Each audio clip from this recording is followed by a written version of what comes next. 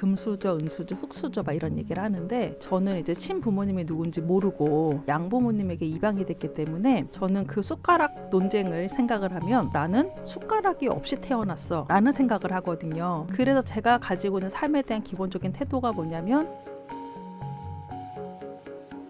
우리 작가님의 책을 제가 사실 다 봤거든요. 근데 중간중간에 이제 사회복지 관련된 책을 쓰셨을 때는 이제 제가 보진 못했지만 그 외에 이제 상업출판 모두가 다 공감하며 볼 수 있는 책들은 제가 다 봤었어요. 일천권 독서법부터 중간에 이제 아이와 엄마의 그런 관련된 책들, 그 이후에 이제 에세이로도 우리 작가님의 이야기를 쓰셨고 이번에 이제 책 쓰기 관련된 책인데요. 가장 인상 깊었던 책은 작가님의 이야기를 담은 에세이였던 것 같아요. 이 책에 대한 소개도 조금 해주시면 좋을 것 같아요. 제가 저의 이야기를 자전적으로 쓴 독서 에세이가 있는데요. 제목은 태어나서 죄송합니다 라는 책이에요. 지금은 절판이 돼서 온라인 중고 서점에서만 구매를 할 수 있습니다. 절판이 됐군요. 네, 절판이 되었습니다. 제가 이 책을 쓴 지는 한 4, 5년 정도 되었는데요. 이제 원래 직업이 사회복지사였다고 했죠. 그렇게 된 이유가 어렸을 때 제가 이제 고아원에서 살았던 그런 기억이 있어요. 지금까지 친부모님이 누군지 모르거든요. 살다가 5살쯤에 이제 입양이 됐는데 저를 입양해 가신 부모님이 저를 좀 잘 키우지를 못하셨어요. 저에게 좀 나쁜 행동을 많이 하셔서 제가 그 어려운 상황에서 한 20년 정도 자랐던 것 같아요. 어렸을 때 그런 환경들이 어쩌면 저를 책으로 좀 이끌어준 것이 아닐까라고 생각을 하기도 합니다. 어린 시절에 책을 읽으면서 이렇게 쭉 자라게 됐고요. 그렇게 했던 게 제가 또 사회복지사를 하게 만들었고 또 어렸을 때 저의 그런 삶이 사회적 약자들에게 관심을 갖는 시각을 갖게 해준 것 같아요. 제가 그 책 쓰고 나서 이제 아침마당이랑 이런 방송에도 좀 출연했던 적이 있고요. 그 방송을 보시고 전국에서 연락 오신 분들이 정말 많으셨어요.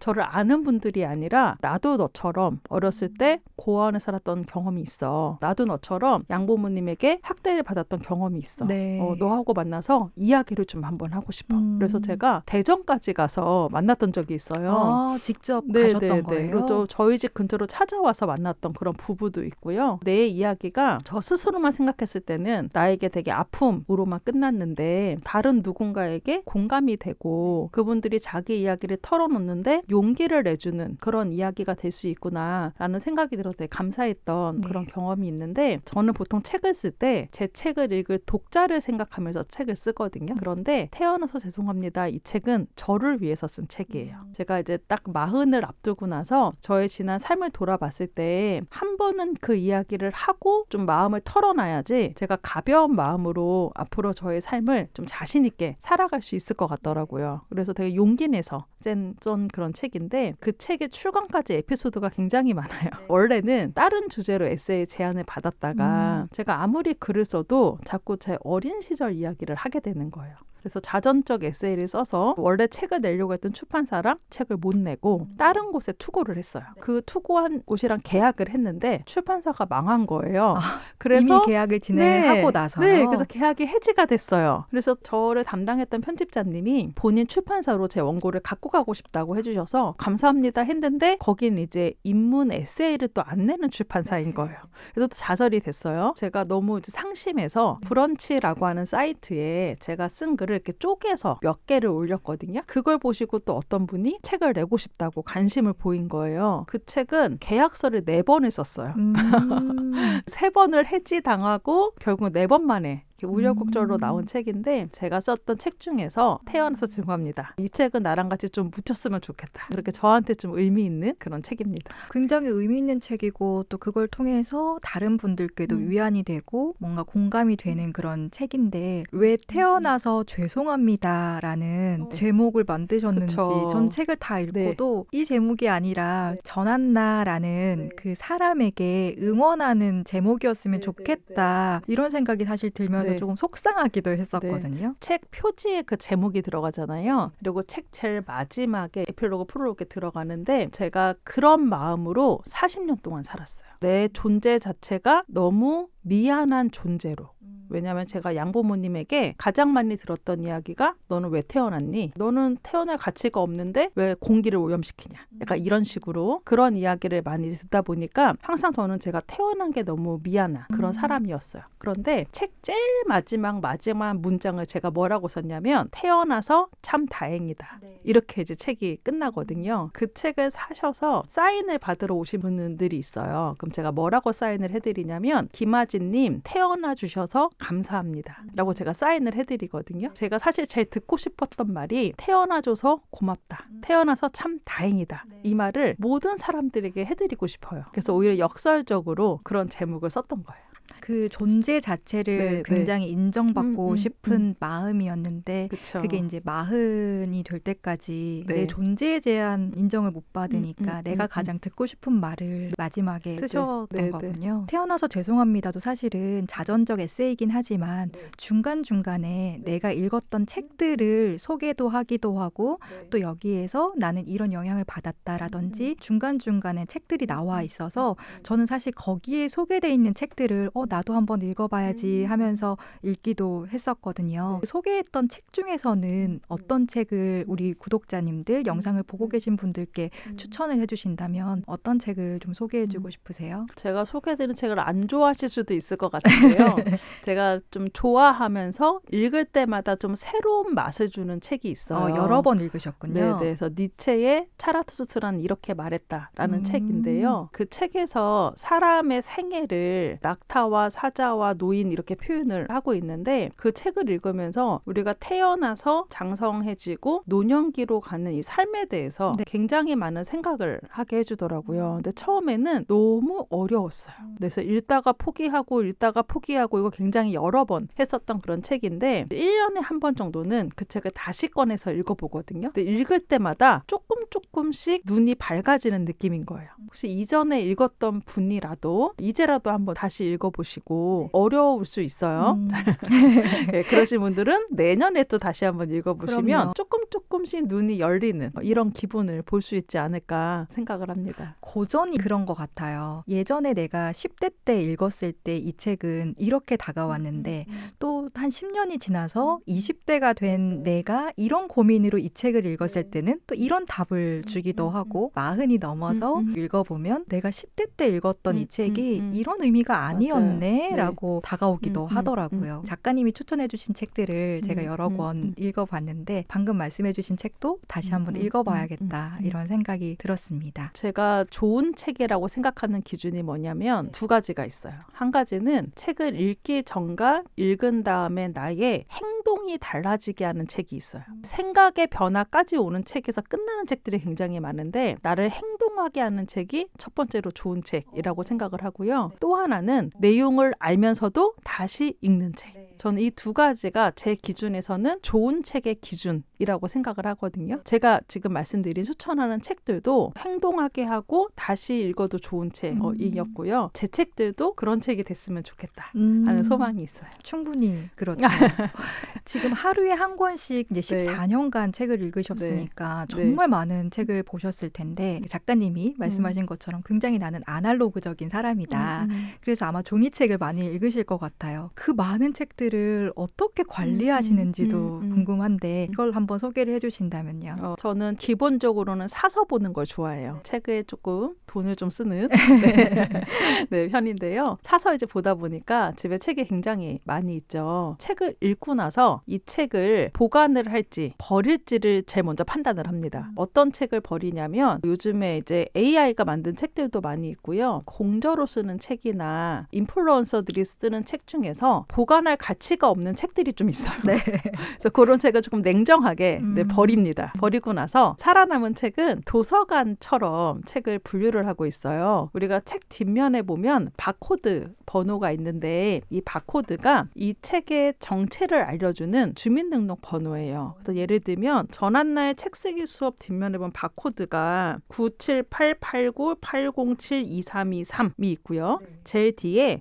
93330 이라고 되어 있는데 따로 있는 5자리 숫자에서 정 가운데 숫자가 뭔지를 보시면 돼요. 93330에서 3 가운데가 3이죠. 그리고 이 3이 우리 도서관에서 300번 사회 가학인 거예요. 저는 항상 책을 읽고 나서 보관할 가치가 있다 생각이 들면 요 가운데 자리가 뭔지를 살펴봐요. 그래서 요 1번부터 9번까지를 번호 순서대로 책상에 꽂아놓거든요. 이렇게 하면 좋은 게 뭐냐면 나중에 시간이 좀 지나고 나서 옛날에 있었던 전환내 책쓰기 수업 읽고 싶은데 그럼 어쩔 때는 집에 책이 어디 있는지 몰라서 네. 다시 사시는 분들이 있더라고요. 근데 저는 번호대로 꽂아놓으니까 이 책은 3번 코너에 가면 이 책이 있는 거예요. 그래서 우리가 온라인 쇼핑몰에 도서관 라벨이라고 검색을 하면 요 옆면에 붙이는 라벨도 팔아요. 저희 서재에 와보시면 번호대로 책이 꽂혀져 있어요. 전환날 네네. 도서관처럼 세팅이 돼 있군요. 네네. 그래서 그렇게 하면 거기 있는 책들은 제가 다시 읽을 가치가 있다고 선별한 책들이고요. 분류대로 되어 있기 때문에 내가 원할 때 언제든지 찾아서 볼 수가 있어요. 네. 여기 가려면 엄격한 2가지 절차가 있는데요. 네, 제가 일단 읽어야 돼요. 네, 안 읽은 책은 저는 거기에 꽂지 않습니다. 네. 따로 신상 코너가 있어서 안 읽은 책들은 라벨 없이 이렇게 눕혀놔요. 네, 그리고 읽고 나면 꽂을까 말까를 판단을 해서 안 꽂히는 책은 이제 버리거나 누구한테 주거나 꽂히는 책들은 이렇게 번호 따라서 나열을 하고 있는데 오늘 요 방송 보시는 분들 중에서 집에 책이 진짜 많으신 분들 많을 거예요. 그래서 아이들 책도 보통 우리가 전집 따라 분류를 하잖아요. 근데 사실 그거보다는 주제 따라 분류를 하시는 게 좋아요. 예를 들어서 우리 집에 공룡책이 되게 많아. 그럼 뭐 유치원생, 초등학생용 구분하지 마시고요. 공룡책만 다 뽑아서 한 곳에 놓으시고 우리 집에 동물책이 많아. 그럼 동물책만 모아놓으세요. 왜 그렇게 해야 되냐면 아이들이 책을 읽을 때 사실 엄마는 이게 초등학생용인가 유치원용인가를 보지만 아이들은 그런 구분하지 않거든요. 맞아요. 내가 관심 있는 주제면 글밥이 조금 많아도 보고요. 책이 커도 보고 작아도 봐요. 그래서 이렇게 자연스럽게 확장하기 위해서 전 집에 아이들 책도 이렇게 분류를 동일하게 하고 있어요. 굉장히 좋은 방법이네요. 더 놔두고 읽을 책과 그리고 지금 당장 버려도 괜찮은 책을 분류해서 정리를 하는 것도 계속 책을 읽을 때 쌓이게 되면 그것도 스트레스더라고요. 굉장히 좋은 팁이라서 책 많아서 고민하시는 분들도 많은데 이렇게 한번 분류를 해보시면 좋겠다라는 생각이 들었습니다. 전한나 작가님의 책 그리고 작가님의 삶 이런 이야기들을 계속해서 우리가 하고 있는데요. 책을 많이 읽으셨기 때문에 이제 거기에서 내가 얻은 점들도 많고 그걸로 인해서 지금 제가 삶이 바뀌었다 이렇게 얘기를 해주셨잖아요. 근데 누구나 중간중간에 소진이 오는 경우도 있고 또 우리가 요즘 흔히 말하는 번아웃, 불안 이런 두려움들이 올 때가 있잖아요. 그럴 때마다 좀 나를 지켜준 힘이 돼준 문장 또는 말, 나의 어떤 생각들 그런 게 있다면 어떤 게 있을까요? 저는 어렸을 때부터 어떤 생각을 했었냐면 우리가 요새 그런 얘기 하잖아요. 뭐 금수저, 은수저, 흙수저 막 이런 얘기를 하는데 저는 이제 친부모님이 누군지 모르고 양부모님에게 입양이 됐기 때문에 저는 그 숟가락 논쟁을 생각을 하면 나는 숟가락이 없이 태어났어 라는 생각을 하거든요. 그래서 제가 가지고 있는 삶에 대한 기본적인 태도가 뭐냐면 삶은 선택이다. 그래서 내가 매 순간순간 어떤 선택을 하느냐에 따라서 내 삶을 제가 이제 만들어가는 100% 저의 노력으로만 살아야 되는 인생길이었는데요. 저는 그래서 으로 저의 숟가락을 제가 스스로 만들었다고 표현을 해요. 그래서 저는 매 순간마다 나의 선택이 중장기적으로 어떨 것인가. 이 선택이 내가 살아가는 내 삶의 미션이나 사명이나 내가 지금 하고자 하는 이 방향이랑 맞는 것인가 안 맞는 것인가를 좀 신중하게 생각을 하고 선택하는 그런 삶들을 살았거든요. 그래서 내 삶에 일어나는 좋은 일도 있고 힘든 일, 어려운 점도 있고 물론 나쁜 사람을 만날 때도 있지만 그 모든 것이 내 삶을 되게 다채롭게 만들어가는 과정이라고 생각을 해요. 그래서 매 순간 선택을 잘 해야 되기 때문에 저는 계속 책을 보는 것 같아요. 책을 읽으면서 표면적인 여기에 머무르지 않고 내면에 빙하 속에 숨겨져 있는 원리나 진리를 알아야지 삶을 잘 꾸려나갈 수 있어서 그런 부분에 좀 관심이 많은 것 같아요. 결국 내가 힘들 때 나를 계속해서 이어나갈 수 있었던 힘은 책이네요. 네. 작가님 이번 책은 특별히 이제 말씀을 해주신 것처럼 그동안 책을 많이 읽었기 때문에 내가 책을 썼고 작가가 되었고 책 그 사람이라는 출판사까지 내셨잖아요. 그리고 많은 분들이 또 출간을 할 수 있도록 도와주셨는데 전한나의 책 쓰기 수업이라는 책을 신간으로 내셨잖아요. 근데 이게 이미 이제 이런 일들을 계속 하고 있는데 그래도 내가 책 쓰기 수업 책을 써야겠다 이렇게 생각하신 계기가 있으셨을 것 같아요. 제가 1대1로 만나서 책 쓰기 컨설팅도 해드리고 공동 저서로 그룹 보도로 진행을 하는데 사람이 한 명이다 보니까 제가 2년 동안 작가 데뷔 시켜드린 분이 한 50명 정도가 됐어요. 근데 제가 아무리 열심히 하더라도 그거 이상은 힘들 것 같아요. 근데 우리가 책이라고 하는 거는 저 대신 전국의 모든 서점에서 우리 독자님들을 만날 수 있죠. 그리고 또 어떤 분들은 저의 도움을 받지 않고 책만 읽어도 책을 쓸 수 있는 분들이 있을 거예요. 각자 본인이 선호하는 방식이 다른 거죠. 그래서 저하고 직접 만날 기회가 없거나 저가 있는 이 지역에 살지 않는 또 저를 모르는 분이라도 책을 통해서 또 책 쓰기를 도와드리고 싶더라고요. 그래서 이 책을 쓰게 됐어요. 읽어보니까 굉장히 쉽게 누구나나 공감할 수 있으면서 이 책 순서대로만 따라가도 책을 쓸 수 있겠다 이런 생각이 들었는데 막상 이제 쓰려면 힘들죠, 당연히. 네. 그러면 이 방송을 들으시는 분들 중에서 그래도 내가 이 책을 좀 써보고 싶다 하시는 분들께 세 가지 이것만 좀 기억하고 책을 좀 한번 도전해보세요라고 얘기를 해주신다면요. 첫 번째는 제 주변의 작가님들 다 공통적으로 하는 말이 읽다 보니까 쓰게 됐다는 말을 많이 하시거든요. 그래서 항상 쓰기 전에 먼저 오랜 시간 충분히 깊이 있게 읽는 시간을 좀 가지셔야 돼요. 책을 안 읽던 분이 갑자기 책을 쓰려고 하면 중간중간에 계속 막히는 경우를 좀 많이 봤거든요. 그래서 일단 많이 읽으셔야 돼요. 두 번째, 우리가 이제 글쓰기에 좀 관심 있는 분들이 책 쓰기로 넘어오시는 경우가 많거든요. 그런데 글하고 책은 좀 달라요. 제가 글과 책의 차이가 뭐 같아요? 라고 물어보시면 다들 하는 이야기가 글을 좀 모으면 책인 거 아닌가요? 이렇게 얘기를 하는데 이거는 반은 맞고 반은 틀린 말이거든요. 예를 들면 제가 남편에게 쓴 러브레터와 저희 아이에게 잔소리한 카톡 그리고 회사에 보낸 기한 이거를 합친다고 책이 되지는 않아요. 네. 아무리 분량을 채우더라도. 그런데 책은 각각을 나누면 40개의 목차로 각각이 하나의 글이 돼요. 그래서 아무거나 합친다고 책이 되는 건 아니에요. 그리고 책 전체에는 하나를 간통하는 주제와 형식과 독자가 있어야 돼요. 그래서 내가 글 쓰다 보니까 모아서 책이 됐어. 이거는 저는 거의 없다고 봅니다. 그래서 이건 좀 희귀한 경우이기 때문에 책과 글은 기본 세팅부터 조금 달라야 된다는 거. 세 번째, 저는 책은 언젠가 반드시 써야 된다고 생각을 해요. 지금이든지 뭐 죽기 직전이든지 언제든지 평생 한 번은 쓸 이야기가 우리 안에 숨어 있다고 생각이 드는데 저는 10년 전에 처음으로 책을 썼는데 제가 일하는 분야에서는 거의 좀 선구자 격이었어요. 네, 그래서 이제는 제가 다른 작가님들을 데뷔를 도와드릴 수 있었거든요. 그래서 선생님들이 이미 알고 있는 지식이나 나의 노하우를 책을 통해서 저는 제자를 만든다라고 표현을 하거든요. 회사 후배들에게 우리 아이들에게 내가 알고 있는 노하우를 알려주려고 하면 싫어하세요.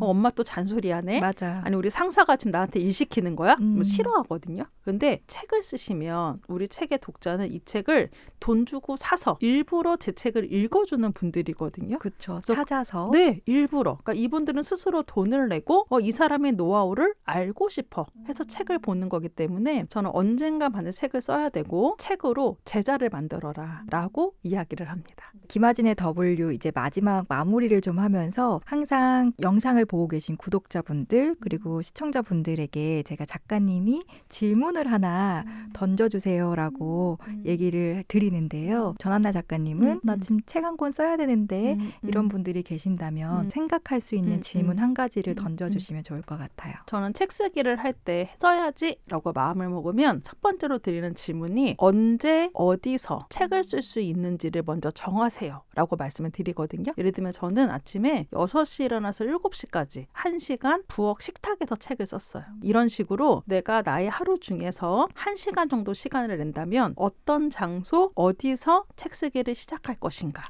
네, 요거를 한번 네, 질문으로 드리고 싶습니다. 그럼 지금 영상을 보신 분들 중에서 내가 책을 써야지라고 생각을 하시는 분들, 또는 오늘부터라도 책을 좀 한 권이라도 읽어봐야지 하시는 분들은 아마 작가님이 그동안 계속 주신 이 영상 속에서 답이 좀 들어있을 것 같아요. 시간을 좀 쪼개서 책을 읽어보는 거, 그리고 마지막 주신 질문은 어떤 자리에서 내가 어디에서 책을 쓸 건지 이걸 한번 먼저 생각을 해보시면 좋겠습니다. 오늘 정말 귀한 시간 내주셔서 감사드리고요. 또 그동안 내신 책들도 너무 좋았지만 마지막에 전한나의 책쓰기 수업이 지금 이제 최근에 출간된 책이니까 이 책 많이 보시고 또 많은 분들이 나도 한번 써봐야지 이런 마음을 가지셨으면 좋겠습니다. 오늘 함께 해주셔서 너무 감사합니다. 네, 감사합니다.